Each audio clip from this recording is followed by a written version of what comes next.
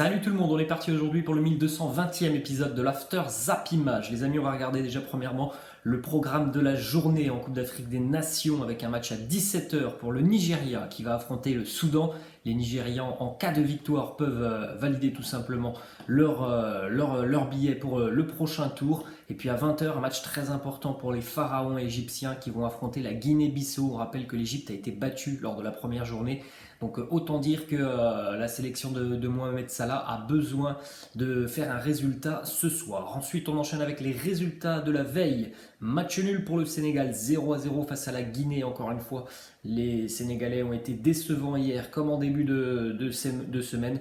Victoire importante pour le Malawi face au Zimbabwe, 2-1. Victoire pour le Maroc, 2-0 face aux Comores.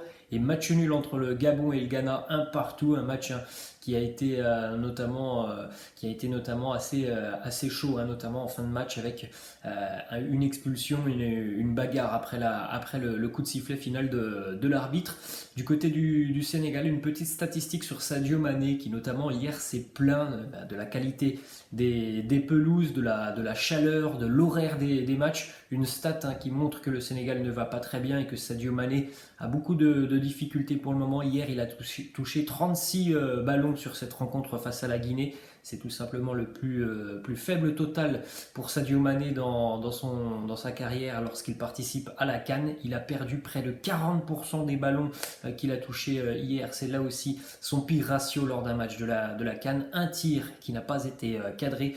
40% de dribbles réussis hier pour Sadio Mané. Là aussi, c'est son plus faible ratio lors d'un match de la Coupe d'Afrique des Nations. On enchaîne avec le Maroc qui s'est imposé 2-0 face aux Comores avec un but de Selim Amala et puis un but en toute fin de rencontre de Zakaria Aboukral. Le Maroc est donc qualifié après Vahid Halilhodži qui a quand même été assez critique en conférence de presse. Vahid Halilhodži qui aurait aimé voir son équipe marquer beaucoup plus, puisque c'est vrai qu'hier quand même le Maroc avait l'opportunité face à une équipe comorienne assez faible, notamment défensivement, d'être beaucoup plus réaliste devant le but. Ça n'a pas été le cas. Certes, il y a la victoire, mais les Marocains auraient dû s'imposer plus largement. Vahid Halilhodži qui me dit c'était un match étrange. Nous avons raté beaucoup d'occasions et nous aurions pu terminer le match avec 4 ou 5 buts. C'est une chose négative de gâcher cette énorme quantité d'opportunités. Nous devons absolument travailler là-dessus à l'avenir. On enchaîne les amis avec le programme de la 21e journée de Ligue 1 qui a démarré hier soir avec le match entre Nice et Nantes. Aujourd'hui on aura deux matchs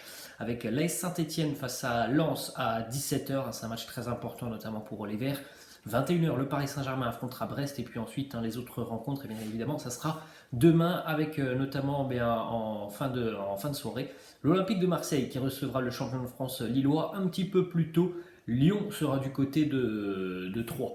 Ensuite les amis, on continue donc avec le premier résultat de cette 21e journée de Ligue 1, la bonne opération déjà de Nice qui met la pression aussi sur ses concurrents, la très bonne série niçoise qui continue. Les Aiglons s'imposent 2-1 hier face au FC Nantes avec un but de Kasper Dolberg sur penalty, un but pour Kefren Turam qui a été servi par Amine Gouiri. Côté nantais, juste avant la mi-temps, c'est Giroto qui avait égalisé. Une petite stat d'ailleurs sur Amine Gouiri qui est impliqué dans au moins 15 buts lors de ses 2 dernières saisons de Ligue 1.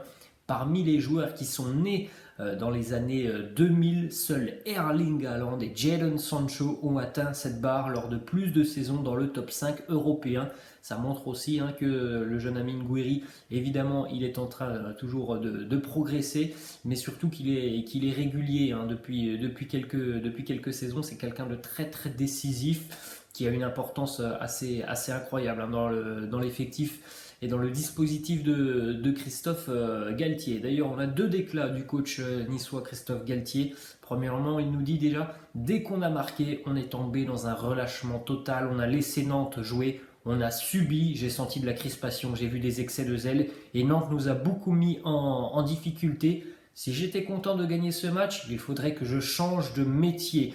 Il y a eu des comportements et du manque d'investissement chez mes garçons. Encore une fois, Christophe Galtier qui resserre les boulons avec ses troupes du côté de Nice parfois. Voilà, il y a il y a tout simplement des moments dans le match où cette jeune équipe niçoise, eh bien, elle n'est plus là, elle n'est plus présente et pourtant l'OGC Nice a réussi quand même une saison assez incroyable pour le moment, mais Christophe Galtier aimerait quand même avoir une équipe qui pendant 90 minutes est à 100% et c'est pas toujours le cas côté niçois, il y a quand même parfois des sautes d'état d'esprit dans cet effectif niçois. On enchaîne avec une petite information côté FC Nantes. Ça, c'est une information très positive pour les Canaries et puis aussi pour le jeune joueur qui est Jean-Kévin Augustin. Hier, il a fait son entrée en jeu à la 80e minute. Pour la petite info, quand même, Jean-Kévin Augustin n'avait plus joué en professionnel depuis novembre 2020. On poursuit avec une information du côté du champion de France, Lillois. On rappelle que Youssouf Yazici devrait être amené à quitter le LOSC d'ici à la fin du mercato.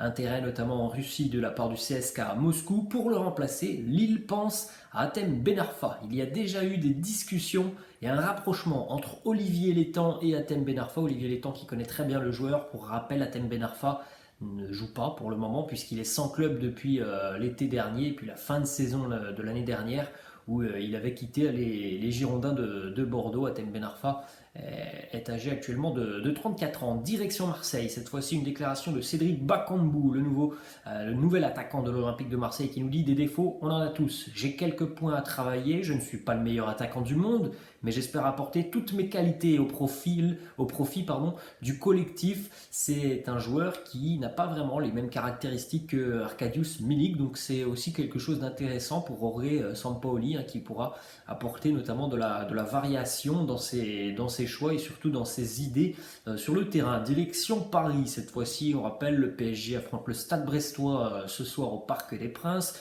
Lionel Messi est forfait pour cette rencontre, on en avait parlé hier, Lionel Messi qui a été touché par le Covid pendant les fêtes. Voilà, la récupération physique de Léo Messi, la récupération de ses capacités pour le moment prend un petit peu de temps, donc évidemment du côté de Paris on ne prend pas de risque. Léo Messi est absent pour cette rencontre. Une information qui concerne Neymar. On rappelle, le retour à l'entraînement du Ney se précise et se rapproche. D'ici une grosse quinzaine de jours, Neymar devrait donc faire son retour à l'entraînement avec le Paris Saint-Germain. Objectif pour le Ney, évidemment, qu'il s'est fixé déjà depuis de nombreuses semaines, c'est d'affronter le Real Madrid en huitième de finale de la Champions League.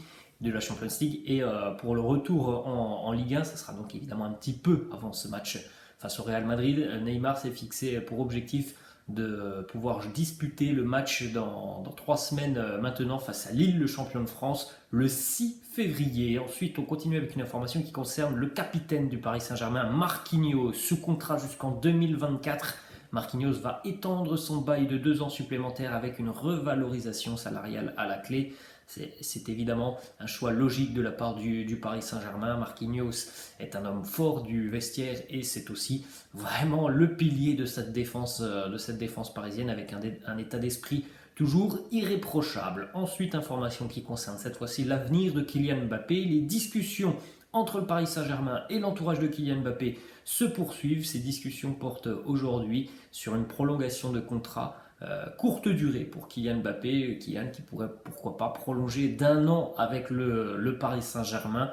Alors pour le moment, ce qu'on sait aussi, c'est que Kylian Mbappé ne prendra aucune décision avant la fin de saison, donc avant peut-être le début du mois de juin. Aucune décision ne sera rendue publique par Mbappé. Peut-être que dans sa tête, sa décision est déjà toute prise. Et on rappelle quand même que si jamais Kylian Mbappé prolonge avec le Paris Saint-Germain, par exemple d'1 an ou 2, peu importe la durée de la prolongation de contrat, ça ne veut pas dire que Kylian Mbappé ne pourra pas partir sur le mercato estival.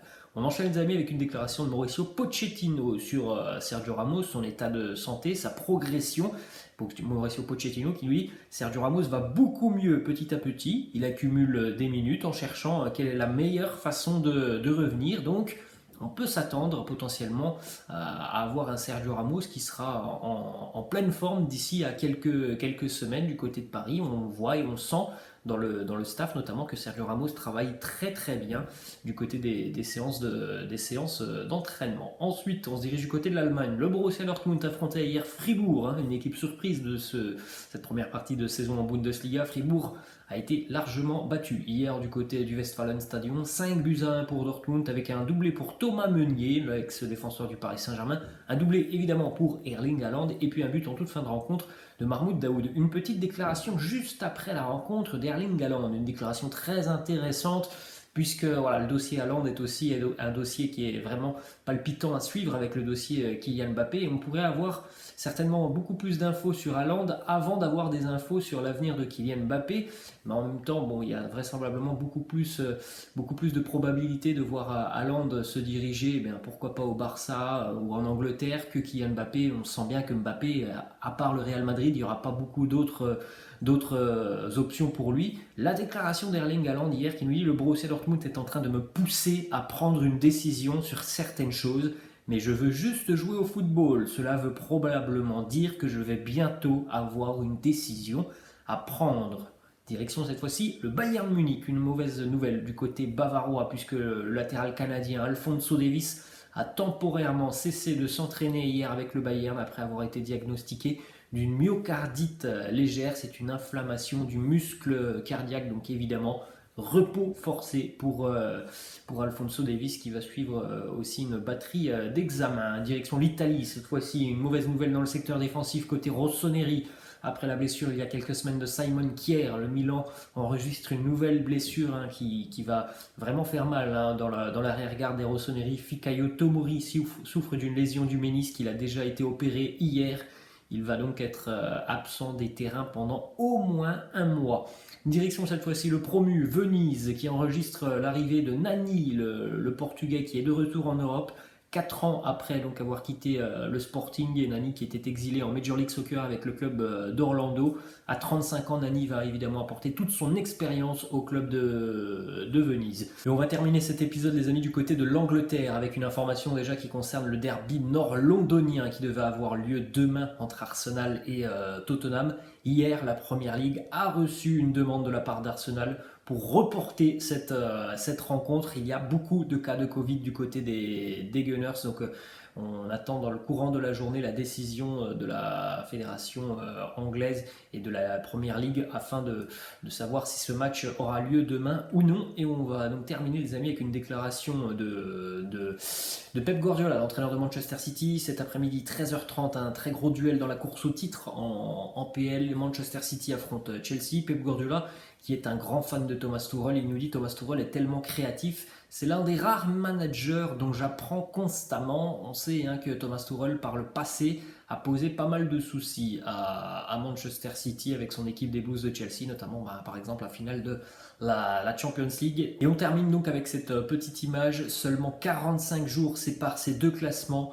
En date du 1er décembre, Chelsea était leader avec 33 points, deuxième Manchester City 32. 45 jours plus tard, en date du 14 janvier, Manchester City est en tête avec 53 points, Chelsea deuxième 43 points à 10 points. Donc la période des fêtes a été très compliquée pour les Blues de Chelsea. Laissez-moi en commentaire si vous pensez que Manchester City est déjà champion d'Angleterre, parce qu'ils ont déjà creusé un sacré fossé avec notamment Liverpool et Chelsea. Voilà les amis, la fin de cet After Zapping. J'espère que ça vous a plu. N'hésitez pas comme d'habitude à lâcher un petit pouce bleu. Je vous laisse, je vous dis à la prochaine. Ciao.